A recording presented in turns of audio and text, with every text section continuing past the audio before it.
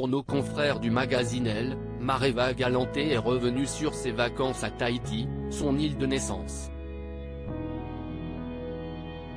Mais l'animatrice se confie aussi sur ce décalage qu'elle ressent avec Arthur, son mari, lorsqu'ils ne sont pas censés travailler.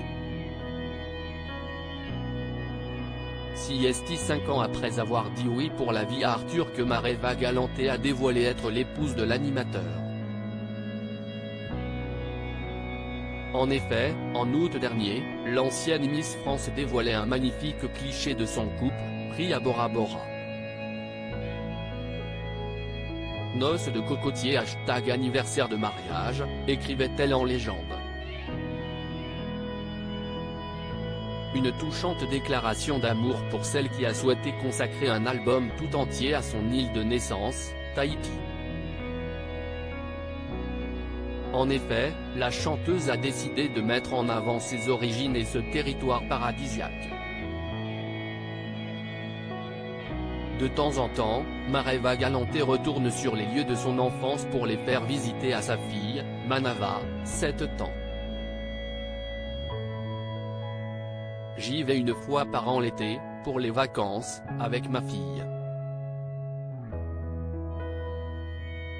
J'y reste au minimum un mois et demi, confie-t-elle à nos confrères du magazine Elle, dans son édition du 13 juillet 2023.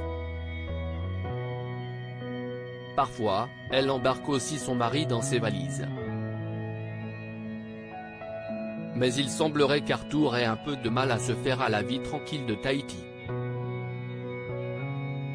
Il a plus de mal. Ce lieu n'est pas celui de son enfance, il n'a pas reçu la même éducation que moi. La vie sur l'île est à l'opposé de ce qu'il connaît, indique l'animatrice. En effet, le présentateur de TF1 vit un quotidien à 100 à l'heure. Il a grandi dans le béton. Il a besoin du bruit de la ville, de la circulation, de la pollution.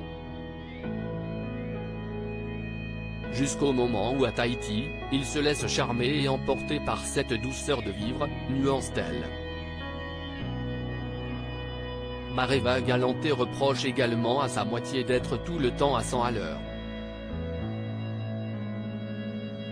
Il ne lève jamais le pied. Si est quelqu'un d'hyperactif, qui a besoin sans cesse d'être stimulé, motivé, engagé dans de nouveaux défis.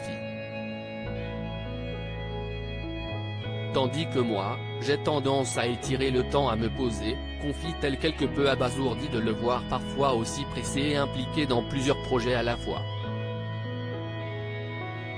Je le regarde et je suis stupéfaite, la semaine dernière, je suis montée dans sa voiture. Il était assis à l'arrière. Il y avait 2 télés.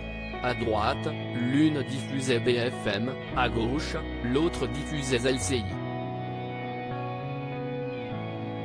Et sur son portable, il regardait les infos, décrit-elle encore choquée.